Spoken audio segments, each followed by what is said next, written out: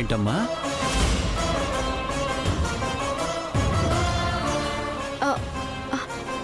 అది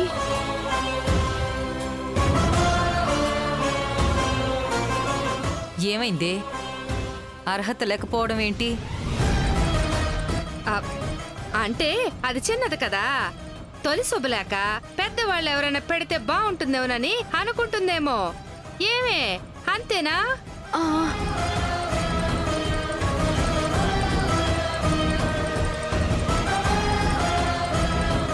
అక్క, ఈ శుభలేఖ నువ్వే తీసుకెళ్ళి దేవుడి దగ్గర పెట్టు. తనకి చెప్తున్నావేంటమ్మా? అట్ట అంటావేంది విశ్వనాథం? ఈ చెల్లెలకి అక్కంటే ఎంత అభిమానం. ఇద్దరు కలిసి పెరిగినారు. ఒక విధంగా ఇది పెళ్లి కూతురు అవడానికి కారణం ఇది పెళ్లి నుంచి తప్పించుకోవడమే కదా.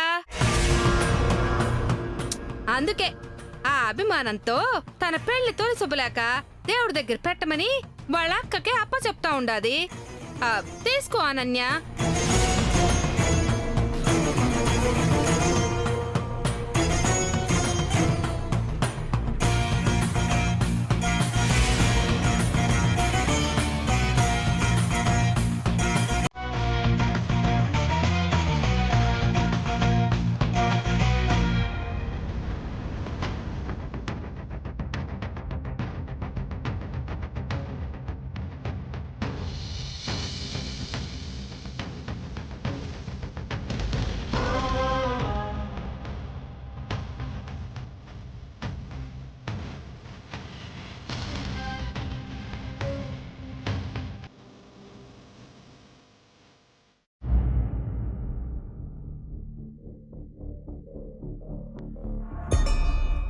Sir post.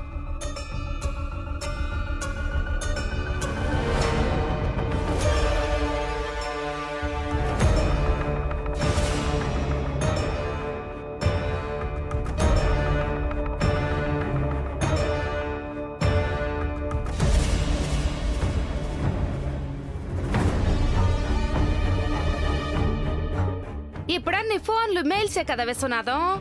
పాతకాలం లాగా పోస్టులేంది. ఆయన లాయర్ కదా, కోర్టు నుంచి లెటర్స్ వస్తూ ఉంటాయి.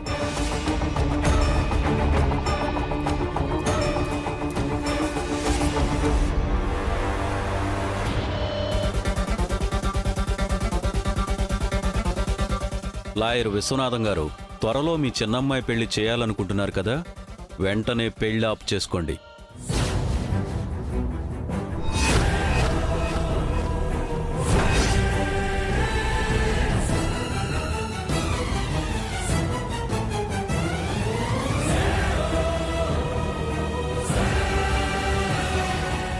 ఏమైందండి అలా అయిపోయారు?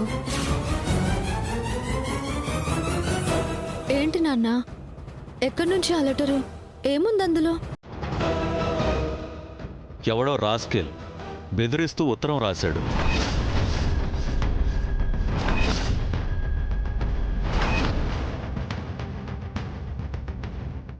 ఏమని నాన్న? శరణ్య పెళ్లి ఆపేయాలంట.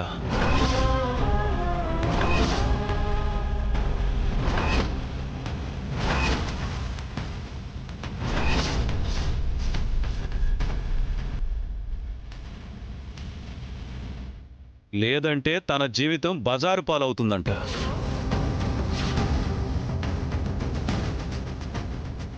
మన ఫ్యామిలీ అంతా సూసైడ్ చేసుకునే పరిస్థితి వస్తుందంట. ఇంకా ఏదో పిచ్చి పిచ్చిగా రాశాడు. ఎవరండి? ఎందుకలా రాసినట్టు? అంత ధైర్యం ఉండేవాళ్లే అయితే అడ్రస్ రాసి ఉండేవాళ్ళు కదా. ఇలాంటి ఫేక్ ఉత్తరాలు రాయడం కొంతమందికి అలవాటు. మనల్ని డిస్టర్బ్ చేయడం కోసం ఎవరో రాసుంటారు.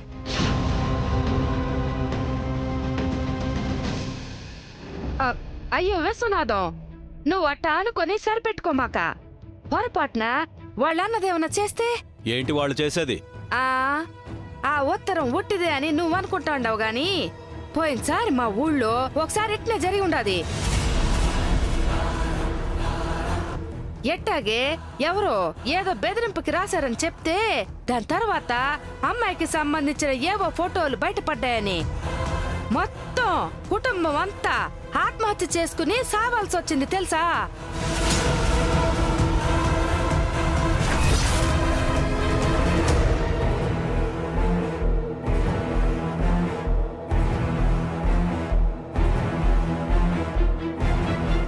కాంచన, నువ్వు చెప్పినమ్మా ఎవరో తప్పు చేసుండొచ్చు, కానీ ఇక్కడున్నది నా కూతుర్లు. ఎవ్వరూ ఏ తప్పు చేయలేదు. ఒకరి ముందు తలదించుకునే పని నా కుటుంబం ఎప్పుడూ చేయలేదు, మేము చేయలేదు. అలాంటప్పుడు తన జీవితం రోడ్డున పడే పరిస్థితి ఎందుకు వస్తుంది? మేము ఆత్మహత్య చేసుకునే పరిస్థితి ఎందుకు వస్తుంది?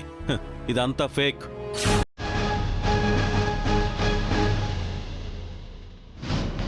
ఏమండి, మీరు చెప్తుంది కరెక్టే, కానీ నాకు మాత్రం భయంగా ఉందండి. ఎందుకంటే ఇది ఆడపిల్ల జీవితం అండి. అరే, భయపడ్డానికి కూడా అర్థం ఉండాలి. నేను చెప్తున్నాను కదా. ఏమో బాబు, నేను చెప్తే ఏంటావా ఏంది? నీ ధైర్యం నీదే. ఏమో, ఎవరి గుట్టు ఎవరి చేతిలో ఉండదో ఎవరికి తెలుసు? ఏ ఆధారం లేకుండా ఇంత ధైర్యంగా ఒక లాయర్ ఇంటికి లెటర్ ఎవరు రాస్తారు చెప్పు? నాన్న, ఎందుకైనా మంచిది ఒకసారి ఈ విషయం అత్తయ్య గారి దగ్గర చెప్తే బాగుంటుందేమో. ఏమని చెప్తావమ్మా? ఎవడో అనామకుడు లెటర్ రాశాడని దీని గురించి ఆవిడికి చెప్దామా? అలా కాదు నాన్న, చెప్తే బెటర్ కదా. దాన్ని బట్టి ఆవిడ ఏం చెప్తారో తెలుస్తుంది. ఒకవేళ కొన్నాళ్ళు ఆగుదామంటే ఆగొచ్చు. అంటే పెళ్లి వాయిదా వేయమంటావా?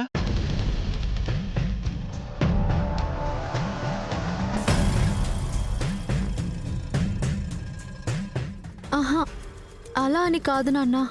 ఈ లెటర్ ఏంటనేది క్లారిటీ వస్తే మనకంటే అత్తయ్య బాగా ఆలోచిస్తారు కదా. ఎందుకైనా బెటర్ ఏమోనని.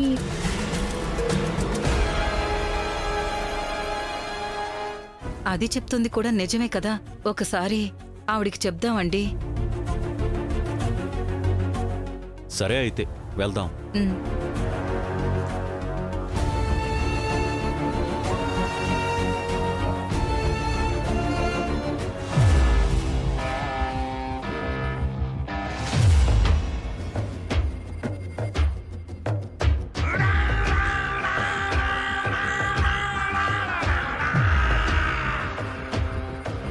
ఏయ్, ఆ లెటర్ ఎవరు రాసినట్టు? నేనే రాశానక్క.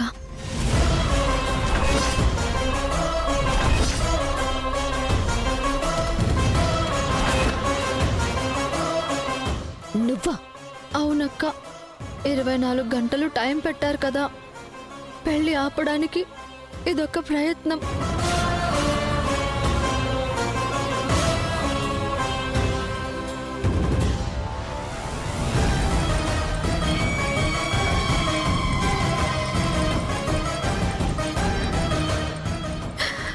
ఊరుకో, ఏడవకే.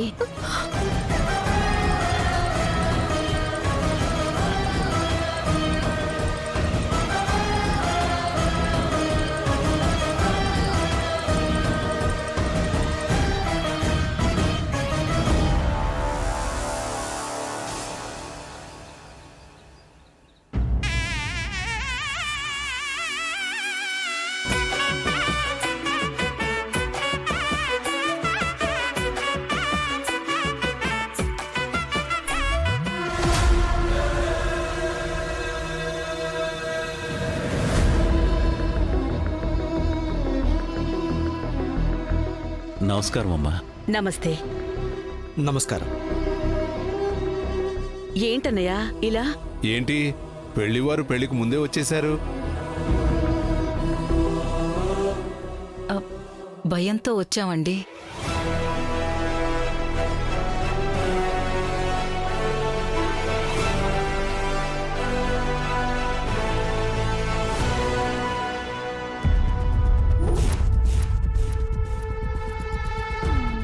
భయమా? ఏమైందన్నయ్యా?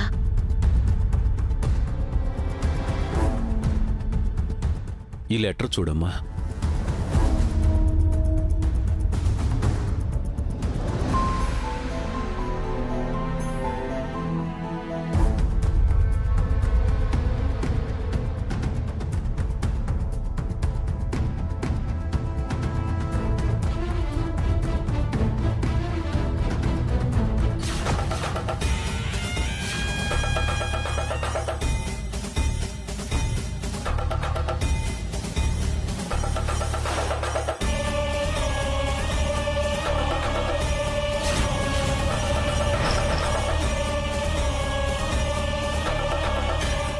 ఈ లెటర్ వచ్చినప్పటి నుంచి కొంచెం భయంగా ఉంది ఆనంద. ఎవరో అడ్రస్ లేని విధవా ఏదో పిచ్చి రాతలు రాస్తే దానికి భయపడ్డం ఏంటండి? మీరు లాయర్ విశ్వనాథం గారు. లాయర్ అయినా కానీ ఆడపిల్ల తండ్రి కదా.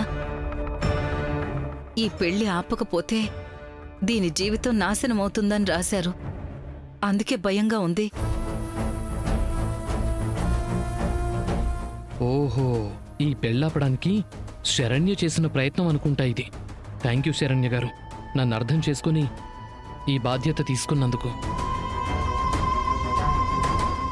భయం లేదు, ఏమీ లేదు. ఇదేదో పోకిరి వెధవలు కావాలని చేసిన పని. అవునండి, ఫ్లైట్లో బాంబులు పెట్టాం, ట్రైన్ని తగలబెట్టేస్తాం, డామ్ డీమ్ డుస్కని ఫేక్ కాల్స్ చేస్తూనే ఉంటారు కదా, బెదిరింపు కాల్స్. ఇవి కూడా అలాంటి బాబతే అయి ఉంటుంది. ఇలాంటివేమీ పట్టించుకోనక్కర్లేదు.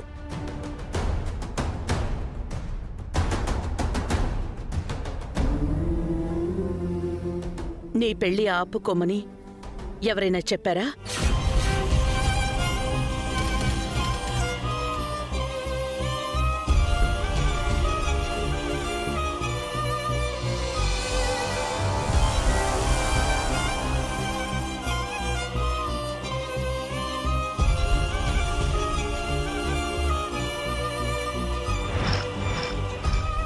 ఇదేంటి, లెటర్ ఇచ్చాను కదా, దాని గురించి ఏమైనా చెప్పేస్తుందా?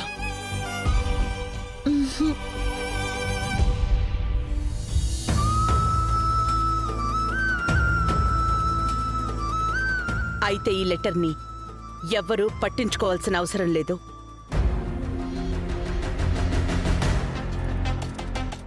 ఒకవేళ ఏదో ఆకతాయితనంగా పంపించినా, లేదు నిజంగానే కక్షతో పంపించినా, నా కోడల్ని కాపాడుకోవడానికి నేనున్నాను.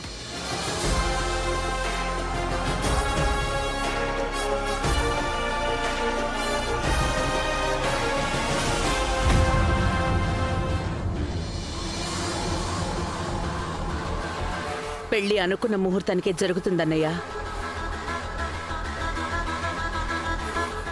ఈ లెటర్ గురించి వదిలేయండి. మీరెళ్ళి పెళ్లి పనులు చూసుకోండి.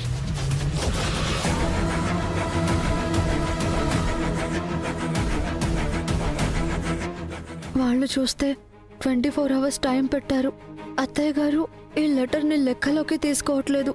నేనేం చేయాలి? పాపం శరణ్య గారు, ఈ పెళ్ళాపడానికి సిన్సియర్గా ట్రై చేస్తున్నారు, కానీ అమ్మే వినిపించుకోవటం లేదు. ఎలా ఇప్పుడు? అలాగే అమ్మా, వెళ్ళొస్తాం.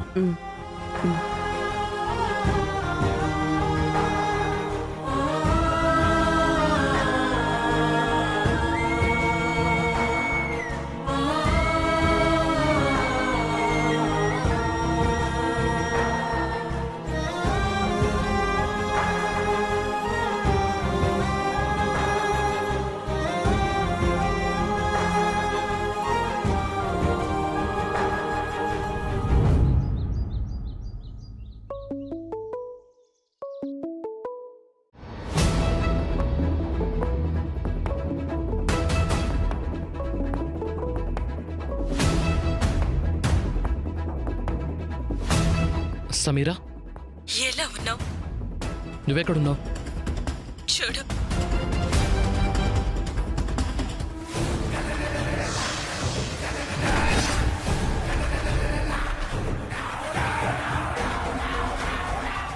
ఎవరు ఉండరని, ఎవరు గమనించే అవకాశం ఉండదు అని ఒకరి వల్ల ఒకరు తలపెట్టుకొని మనము ఎన్నోసార్లు కబుర్లు చెప్పుకున్న చోటులో ఉన్నాను.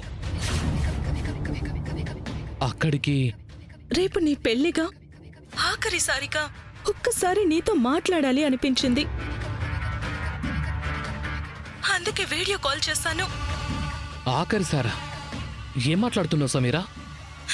అబద్ధం చెప్పట్లేదు Darshan. Still I love you so much.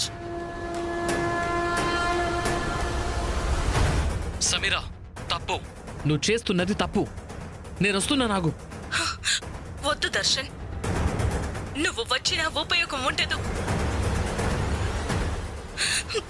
కలిసి నీతో బ్రతకాలి అనుకున్నాను, ఆ అవకాశం లేదు. అరే, దట్స్ మై బ్యాడ్ లక్. నిన్ను చూస్తూ చచ్చిపోతాను. సమీరా ప్లీజ్, నేను చెప్పేది విను. నువ్వేమన్నా చేసుకుంటే నేను చంపేస్తాను. నువ్వు ఆ పని చేసినా బాగుండేది. అట్లీస్ట్ ప్రేమించిన నీ చేతుల్లో చచ్చిపోయినా సాటిస్ఫాక్షన్ ఉండేది. నువ్వు అది కూడా చేయలేవు కదా, అందుకే ప్రేమని చంపుకుంటున్నాను. ఇప్పుడు నీ మీద ఉన్న ప్రేమని చంపుకోలేక నన్ను నేనే చంపుకుంటున్నాను.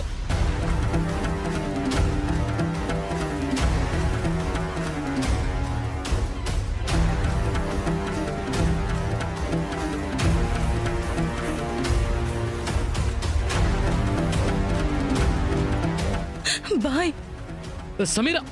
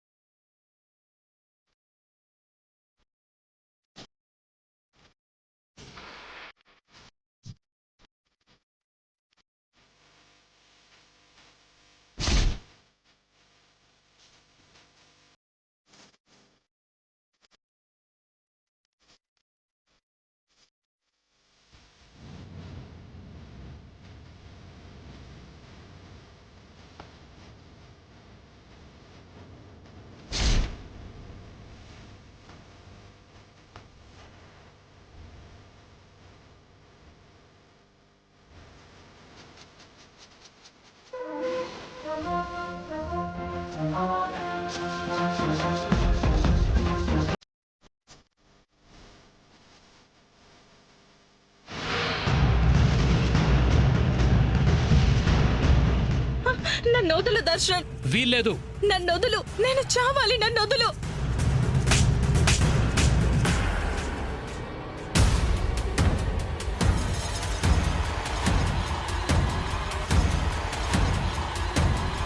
నువ్వు చావాల్సిన అవసరం లేదు. ఎందుకంటే మనం కలిసి బతుకుతాం.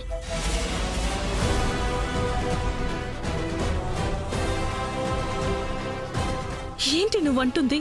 నిజం సమీరా, మనం విడిపోవాల్సిన పని లేదు. మరి రేపు నీ పెళ్లి కదా? అది జరగదు. శరణ్యతో మన ప్రేమ విషయం చెప్పేశాను సమీరా. తను నన్ను అర్థం చేసుకుంది. నా ప్రేమని గెలిపిస్తానని చెప్పింది. నువ్వు చెప్తుంది నిజమా? అవును. పెళ్లిపీటల మీద నేను కూర్చునే వరకు వచ్చినా తాళి కట్టేది మాత్రం నీ మెడలోనే. ఇదే నిజం.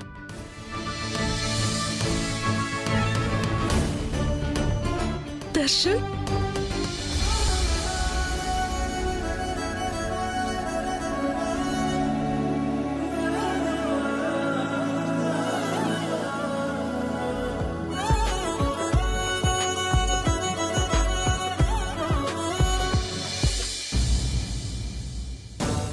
చెప్పాను కదా, ఇలాంటి వాటిని ఆనంద అస్సలు నమ్మదు అని. ఇక ఈ లెటర్ గురించి ఆలోచించడం మానేసి పెళ్లి పనుల గురించి ఆలోచించుకుంటే బెటర్.